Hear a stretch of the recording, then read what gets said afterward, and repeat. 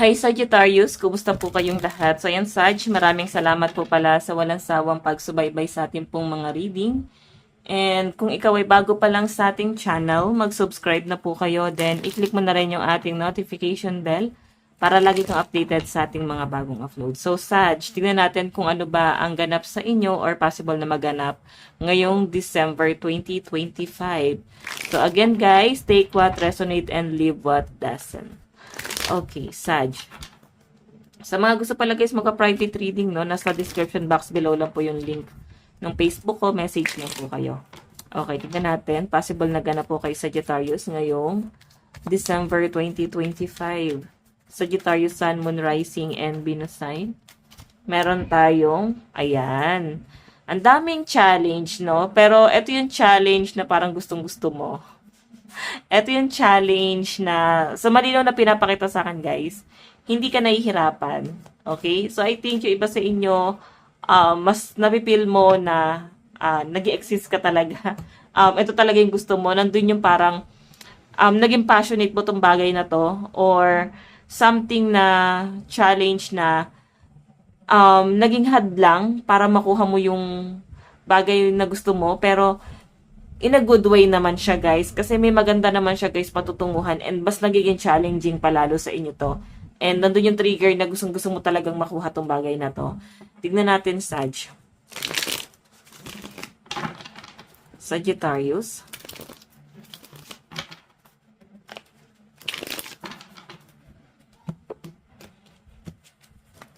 Okay, Sagittarius.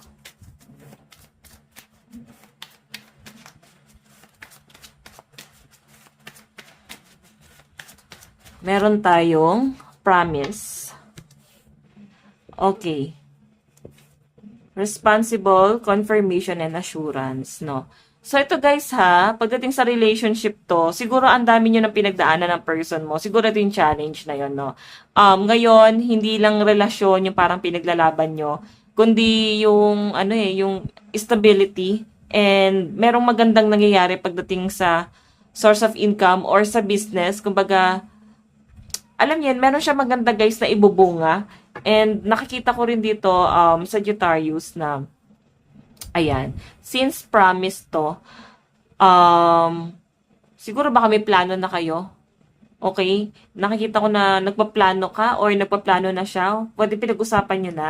Ang dami nyo ng pinagdaanan bago kayo makarating dito. Yun po yung pinapakita dyan. And sa ngayon, nakikita ko na parang gusto nyo nang ibigay sa person mo yung assurance na gusto mo, no? Or pwede nag-expect ka ng assurance dito. Tingnan natin. Okay. Sagittarius, Sun, Moon, Rising, and Venus sign. Sagittarius, Sun, Moon, Rising, and Venus sign. Meron tayo pride. Okay, so kung makita nyo guys, pride, siguro may mga nag-overthink na dito na mga Sagittarius, and nakikita ko din guys na parang nape-pressure ka din pagdating do sa relationship nyo. Kaya siguro ito baka napapasubo ka na rin. And yung iba sa inyo guys, isa sa mga nagiging trigger is yung family siguro. Okay, kung baga gusto mo ng someone na parang ipaglalaban or paninindigan ka, and yun yung parang hindi mo nakikita sa person mo, parang hindi mo nakikita na parang kaya kanyang ipaglaban. Na mahal ka ba talaga niya? Nakikita ko naman ng mahal ka niya. Siguro nalulungkot pa nga siya, baka naiiyak pa to. Pero yung pinapakita kasi sa akin dito, Sag, siguro, napipressure ka kasi hindi mo nakukuha yung gusto mo doon sa connection, okay? Pero sa mga single dito, guys, may nakikita ko ditong someone na paparating, ayan, pwedeng broken-hearted pa yung iba sa inyo or nasa healing. May paparating dito na someone na gusto ko talagang pakasalan nito or gusto ko talagang panindigan yan. Okay, so by the way, tingnan natin.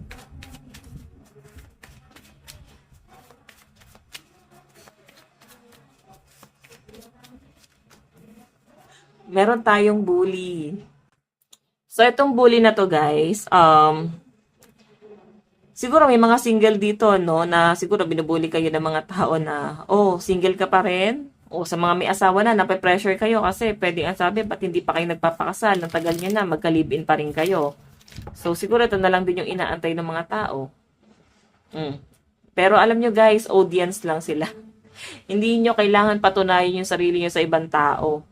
Alam nyo ng partner mo kung ano yung tama at alam nyo yung ginagawa nyo. Ba't nyo papapekto sa kanila, diba? So, by the way, guys, lucky number mo is 7. Ngayong December 2025, ha? 7, 28, 62, and 68. Tignan pa natin. Okay, Sagittarius, Sun, Moon, Rising, and Venus sign. Oops. Meron tayong I am always a child. So, yun guys. Nakikita ko na parang ginagawa nyo pa rin yung mga bagay na magpapasaya sa inyo. Siguro meron kang mga hobby, online games, ano ba, yung mga ginagawa ng mga bata. Na nai-heal yung inner child mo, no? Na siguro nahihilig ka sa mga collection, nahihilig ka sa mga dati yung ginagawa ng mga bata kayo, parang binabalik nyo lang ulit ngayon sa kasalukuyan. So, nakikita ko na enjoy ka naman dito at kontento yung mga Sagittarius, no? Tignan pa natin. Meron tayong no obligation to take advice from others. So guys, ang sabi rito, hindi ka masyado nakikinig sa advice ng ibang tao na pwede naman sigurong makabuti sa inyo. Pero may pag-iwas, medyo matigas ang ulo ng mga Sag. Siguro may paninindigan ka kasi. Siguro may mga advice dito, Sag, na ito yung dapat mong gawin, ganito yung dapat mong gawin, mas makakabuti sa inyo. Pero mas malinaw ko rin, guys, nakakita na hinihindian or hinahadlangan mo yon. Parang ang dating, hindi mo porte yung bagay na yon. Ayaw mo na masyadong dinidiktahan sa mga desisyon, no? So, tignan natin, guys, meron tayong no. Ayan, no? Diba, hindi ka mahilig makinig sa opinion ng iba. Kasi dito yung no. So, may nakikita ko rito, guys, communication. Pero may pag-iwas ka dyan. Ano yung parang buo na yung loob mo dito sa taong to, na iwasan to, or pwedeng grupo to, circle of friends, may pag-iwas ka siguro, or ibang tao na parang grupo sila, guys, no? Tignan natin, additional message. Meron tayong say it louder. So, siguro iba sa inyo, nahihilig kayo sa politika. Ngayon, masyado kayong affected talaga sa nangyayari. So, alam nyo guys, pag nagpa-stress talaga kayo, may hindi na talaga guys tama. Okay, sa politika, ako nga guys, ang pinaka-concern ko na lang talaga, mabigyan ng trabaho yung mga walang trabaho at tasan yung sahod. Yun na lang din yung pinaka-concern ko. Diba? Kahit yun na lang guys. Para makatulong din sa ibang tao. Huwag puro ayuda. Kailangan trabaho yung ibigay mo. Pang lifetime yun. Diba? So, ayan. By the way, baka nahihilig kayo sa politika, Sag. Tignan natin ang inyong advice. Meron tayong honor your feelings. Ayan. So, sabi dito, guys, pahalagahan mo yung nararamdaman mo ngayon. Ingatan mo yan. Tas, i-enhance mo. Okay, enhance mo yan. Kasi mukhang malayo pa yung mararating nyo, Sag. So, by the way, guys, ito lang pong inyong reading ngayong month ng December 2025. Again, maraming salamat. God bless and love you all. Bye-bye po.